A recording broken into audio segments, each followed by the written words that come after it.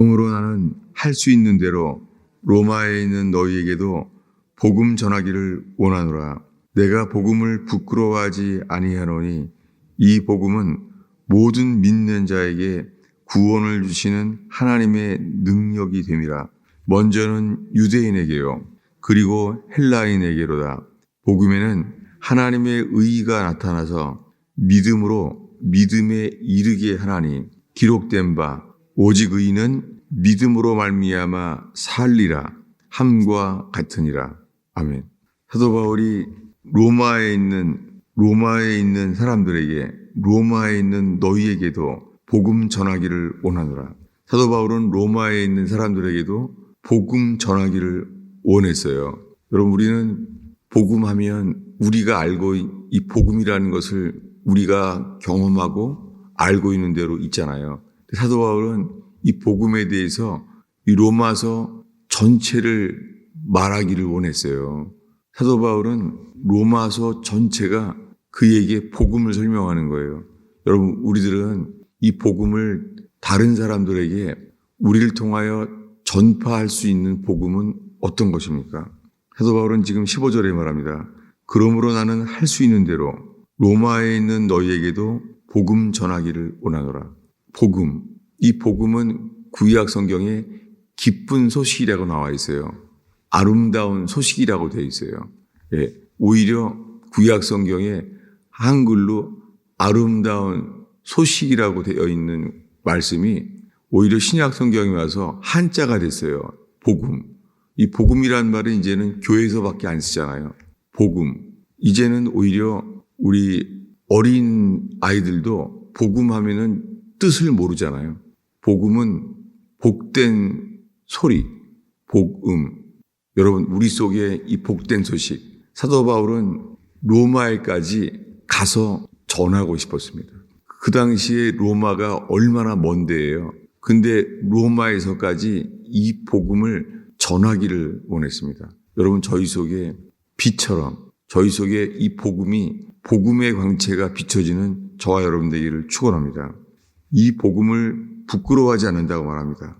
그러면서 이 복음은 모든 믿는 자에게 구원을 주시는 하나님의 능력이 됩니다. 이 복음은 모든 믿는 자에게, 이 복음이 믿어지는 자에게 구원을 주시는 하나님의 능력이라는 거예요. 여러분, 저 자신부터 이 복음이 내게 능력인가? 저 자신을 살펴보게 돼요. 혹시나 이 복음이 능력이 아니라 그저 지식일까? 그런 마음입니다. 마틴 루터는 우리가 아는 대로 아무리 죄를 고백해도 이 죄의 문제를 해결하지 못했던 신부였습니다. 게다가 신학교 교수 신부였어요. 그는 신학교 교수가 된 신부가 너무너무 괴로워했습니다. 그러다 신학교에서 그가 로마서와 빌립보서를 가르쳤어요.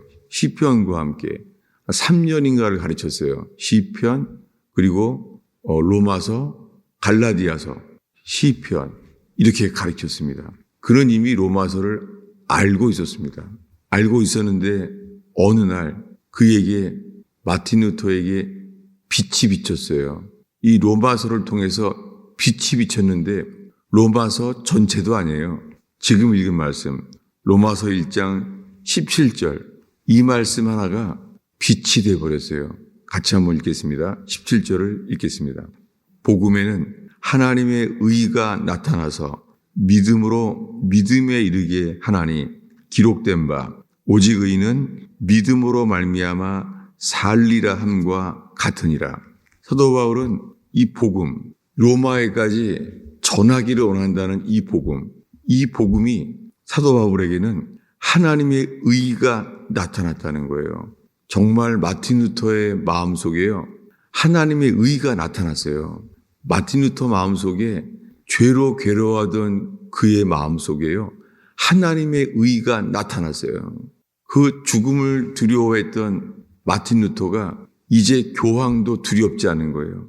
그래서 어느 날 이 95개 조항의 반박문, 그것을 교황에게도 편지했고, 그리고 자기가 있는 성당의 비텐베르크 성당의 성당 문에다가 이 95개 조항의 반박문을 썼어요.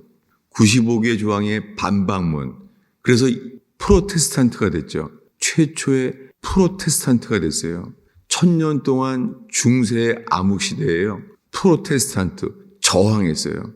카톨릭을 저항해서 95개 조항은 성경적이지 않다는 거예요. 고해성사는 그게 성경에서 말하는 하나님의 의가 아니라는 거예요. 그는 말합니다. 복음에는 하나님의 의가 나타나서 복음에는 하나님의 의가 나타났다는 거예요.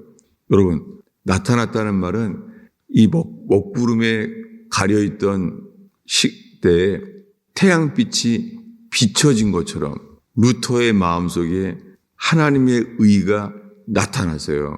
여러분, 지금은 루터 덕분에요. 교회 다니면은 이거는 벌써 몇 주 안에 새신자 반에 우리에게는 하나님의 의가 우리 속에 있다는 거예요. 지금 교회 다니면은 한 주만 지나가도 제일 먼저 전파되는 것이 이 의죠. 어떻게 해요? 이렇게 말해요. 우리가 가진 의는 행위로 말미암지 않고 믿음으로 얻는 것입니다. 이렇게 말해요. 우리는 죄인인데 아무 행위도 하지 않았는데 믿기만 하면 우리는 다 의롭게 되었다는 거예요. 이 마틴 루터가 신학생이 되어서 신부가 되어서 신학교 교수가 될 때까지 괴로워했던 이 얻지 못했던 의를 이제는요, 교회 다니면은 이거는 몇 날이 못 돼요. 벌써 자기는 다 의인이라는 거예요. 여러분, 우리는 예수 믿은 지 얼마나 됐습니까? 우리가 예수를 믿어서 이 의를 믿자마자 교회에서 다른 사람에게 설명할 수 있겠습니다. 저도 마찬가지로 목사로서 이 의를 설명할 수 있겠습니다. 그런데 놀랍게 루터는 말합니다. 오직 의인은 믿음으로 말미암아 살리라. 우리가 아는 대로 민수기에 이스라엘 백성이 하나님의 진노 아래 있게 됐어요. 왜냐하면 하나님을 원망했어요. 어린 양의 피만 칠해서 애굽을 나오게 하셨던 주님을 원망하는 거예요. 그날부터 홍해바다에 건너자마자 만나가 나타나요. 매일매일 60만 명이 만나를 먹게 돼요. 그런데 그들이 원망했을 때 하나님이 진노했습니다. 하나님이 진노해서요, 불뱀을 보냈습니다. 그들이 원망했기 때문에 홍해바다를 갈랐을 때는 찬양했던 그들이 이제 목마르다고 원망했어요. 그리고서는 이 하찮은 음식 만나를 먹고 싶지 않다 그랬어요. 그때 하나님이 진노해서 불뱀을 보냈습니다. 불뱀을 보냈을 때 그들이 깨닫습니다. 우리가 주께 범죄하였노라. 여러분, 그들이 원망하는 동안에 스스로 알지 못했어요. 스스로 알지 못했고 하나님이 진노하셔서 불뱀을 보냈을 때야 알게 됐어요.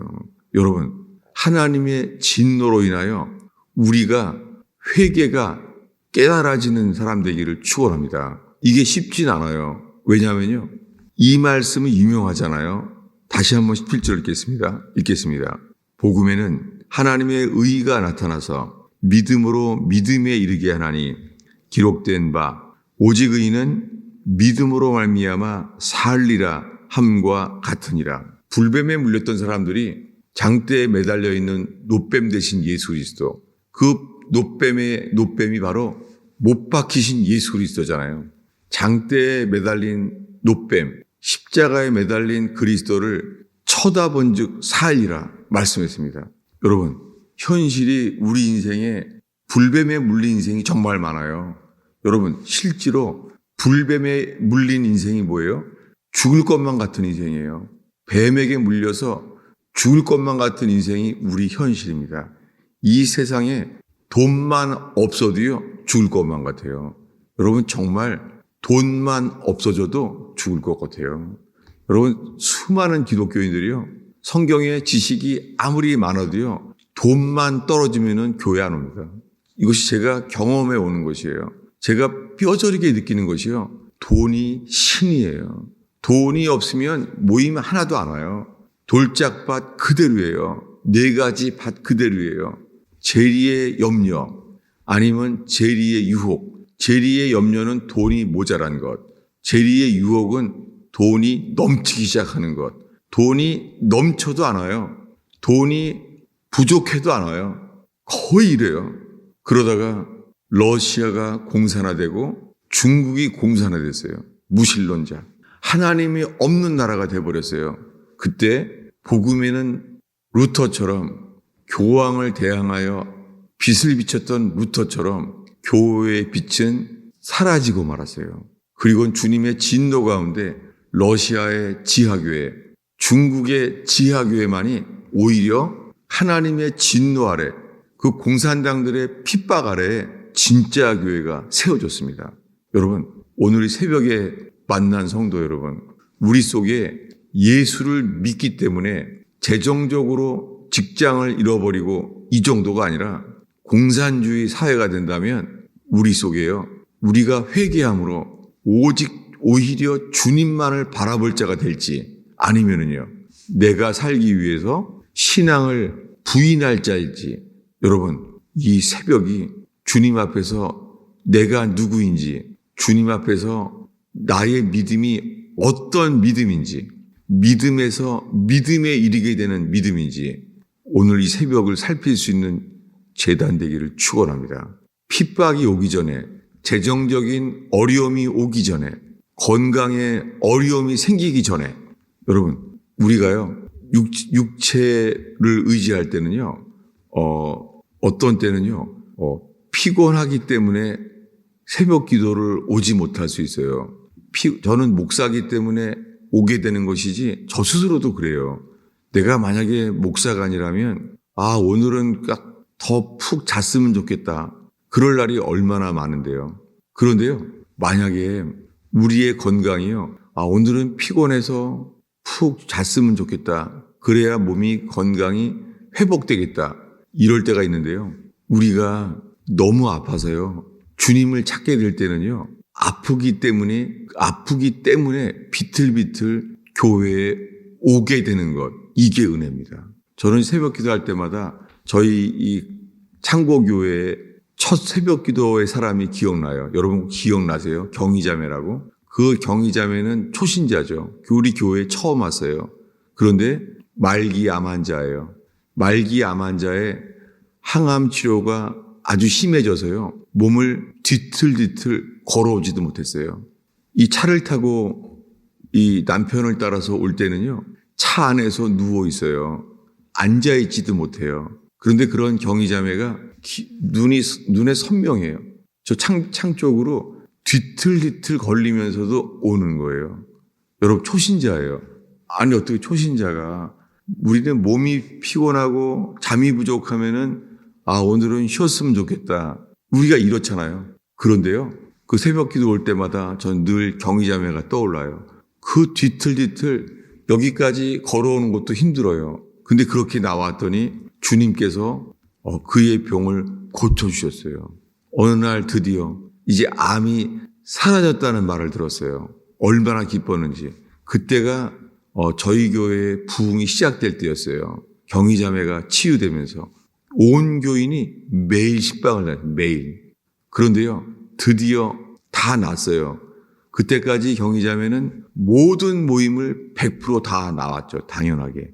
그런데요, 이제 몸이 다 났어요. 몸이 다 났자마자 놀랍게요, 모임에 잘 못 나오는 거예요. 왜냐하면 자식을 위해서 수영장에 다녀야 되는 거예요.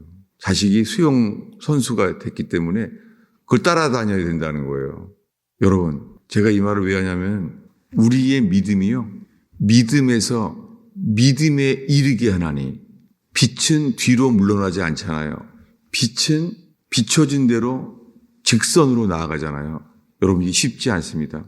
그 경희자매가 다시 재발돼서, 교회도 주일날만 겨우 나오다가 다시 재발돼서 이 마지막의 모습을 잊을 수가 없습니다. 왜냐하면은 제가 책망하지 못했구나. 왜냐하면 제 마음속에 실망은 컸어요. 어떻게 매일매일 비틀비틀 그렇게 예배를 오던 분이 이제 수영장을 가야 된다고 그러더니 다시 재발됐을 때는 저는 실망으로 책망하지 못했어요. 여러분, 왜냐하면 오늘의 마지막 기절입니다. 18절입니다. 지금 읽은 이 좋은 말씀 다음 절이에요. 읽겠습니다. 하나님의 진노가 불의로 진리를 막는 사람들의 모든 경건하지 않음과 불의에 대하여 하늘로부터 나타나나니, 하나님의 진노가 우리들의 모든 불의와 경건하지 않음에 대해서 하늘로부터 나타났다는 거예요. 복음에는 하나님의 의만 나타난 게 아니에요. 우리를 향한 하나님의 진노도 하늘로부터 나타난 자들은 회개하게 됩니다. 그런 욥처럼 회개하게 됩니다. 여러분, 우리 속에 회개함으로 예수 그리스도를 향한 온전한 믿음, 그 믿음으로 십자가에 못 박힌 주님이 내가 죽은 것이고 나는 주님과 함께 죽고 주님의 죽으심이 나의 죽으심이고 예수와 함께 죽는 역사가 저희 속에 일어나기를 축원합니다. 기도하겠습니다. 아버지 하나님, 이 편안한 세상, 이 편리한 신앙을 개발되고 있는 때, 오 주여, 이 마지막 때에 진리로 깨어나게 하옵소서. 주님, 저희가 복음의 진리로 깨어나게 하옵소서. 하나님의 의가 빛처럼 저희 심령 속에 비춰지기를 기도합니다. 주님, 교리로 지식으로 말라 비틀어진 만나처럼, 오 주님, 주님 그저 메마른 떡 되지 않게 하옵소서. 성령의 기름을 부으시사 복음의 광채가 불이 되게 하옵소서. 주님이 새벽에 십자가의 감격으로 새롭게 되게 하옵소서. 예수님의 이름으로 기도하였습니다.